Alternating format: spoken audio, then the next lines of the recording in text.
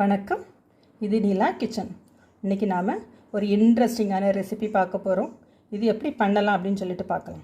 அதுக்கு முன்னாடி எல்லாருமே நம்ம சேனலை சப்ஸ்கிரைப் பண்ணிவிடுங்க, லைக் பண்ணுங்கள், ஷேர் பண்ணுங்கள், கமெண்ட் பண்ணுங்கள். வாங்க இப்போ வீடியோக்குள்ளால போகலாம்.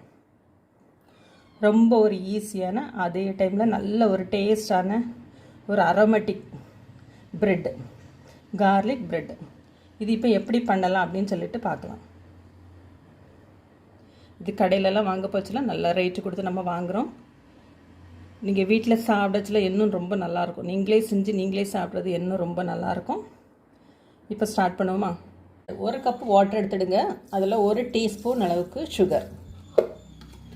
சுகர் வந்து நம்ம ஈஸ்ட் வந்து ஈஸியாக வந்து ஆக்டிவேட் ஆகுறதுக்காக சுகர் சேர்க்குறோம். தண்ணி எடுக்கச்சில் வந்து லேசாக வெதுவெதுப்பான தண்ணி, 1 டீஸ்பூன் அளவுக்கு ஈஸ்ட் வந்து எப்போவுமே கொஞ்சம் ஃப்ரெஷ்ஷான ஈஸ்ட்டை யூஸ் பண்ணுங்கள். இது அப்படியே இருக்கட்டும், டிசால்வ் ஆகி ஆக்டிவேட் ஆகட்டும். இப்போ இந்த மாவில் தேவையான அளவுக்கு உப்பு போட்டுக்கிடலாம். ஒரு 1/2 டீஸ்பூன் அளவுக்கு போட்டிருக்கேன். 1.5 கப்பு கோதுமை மாவு எடுத்துருக்கிறேன்.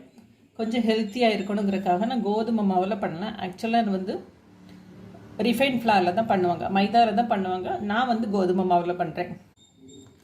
நம்ம ரெடி பண்ண ஈஸ்ட், நாம் ப்ரெட்டு பண்ணச்சில் எப்போவுமே வந்து மாவு வந்து கொஞ்சம் லூஸாக தான் இருக்கும், கொஞ்சம் சிக்கியாக இருக்கும் பார்க்குறதுக்கு. ஆனால் அப்படி தான் இருக்கணும். நம்ம சப்பாத்திக்கு உருட்டுற மாதிரி ட்ரையெல்லாம் இருக்காது, கொஞ்சம் சிக்கியாக இருக்கும் மாவு. இப்போது லைட்டாக இந்த அளவுக்கு பிசைஞ்சால் போதும். இதோட 1 டீஸ்பூன் அளவுக்கு ஆயில் விட்டு மாவை வந்து பிரட்டி வச்சுருங்க. மாவு வந்து நல்லா சாஃப்டாக இருக்கும். இது பிரட்டி வச்சிட்டிங்கன்னா மாவு வந்து ட்ரை ஆகாது. அப்படி இருக்கட்டும். ஒரு 1 ஹவர் மூடி போட்டு வச்சிடலாம். நம்மளோட மாவு வந்து டபுள் ஆட்டு ரைஸ் ஆயிடுச்சு. போட்டு எடுத்துடலாம்.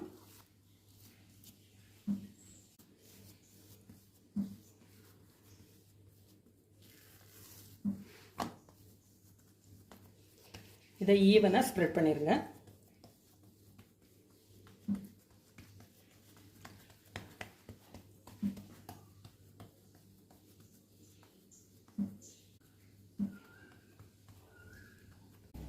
மைதா மாவு ரொம்ப ஈஸியாக இருக்கும். இது கொஞ்சம் கட்டாக தான் செய்யும். மெதுவாக பார்த்து எடுங்க.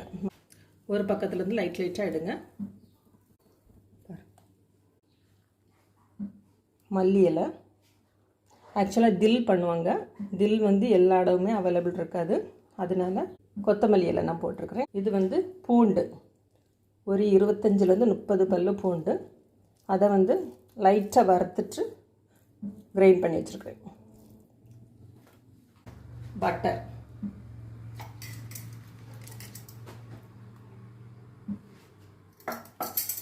இதை அப்படி ஈவனாக எல்லா இடமும் ஸ்ப்ரெட் பண்ணிடுங்க.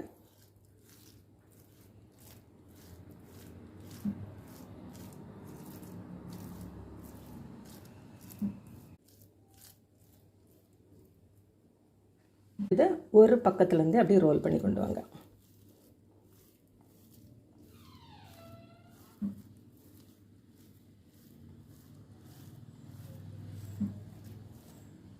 அவ்வளோதான்.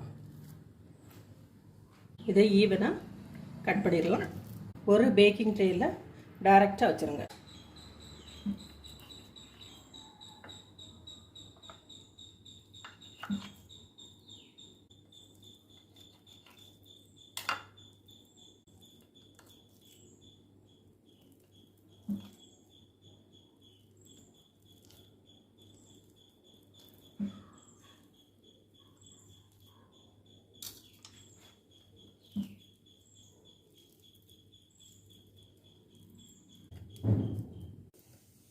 ½ அன் ஹவர் ஆயிடுச்சு.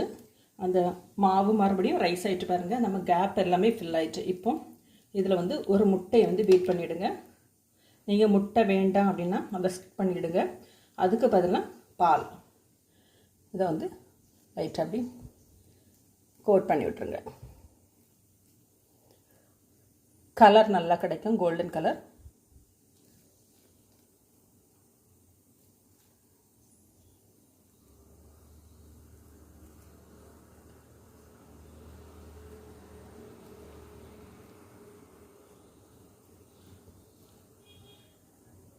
செய்கிறது ரொம்ப ஈஸி. அவன் இல்லை அப்படின்னா கவலைப்படாதுங்க. ஒரு பாத்திரம், அடி கனமான பாத்திரத்தை அடுப்பில் வச்சுட்டு கொஞ்சம் உப்பு போட்டுடுங்க அடியில். அது மேலே ஒரு சின்ன ஸ்டாண்டு வச்சுட்டு இந்த பேக்கிங் ட்ரேயை மேலே வச்சு பேக் பண்ணி எடுத்துருங்க. இது வந்து வாசம் ரொம்ப நல்லாயிருக்கும். வெளியில் நீங்கள் பேக்கரிகளில் சாப்பிட்ருப்பீங்க, நீங்கள் வீட்டிலே பண்ணி சாப்பிட்டு பாருங்கள், அடிக்கடி பண்ணுவீங்க. இப்போ இதை வந்து 180 டிகிரியில் வச்சுருவோம்.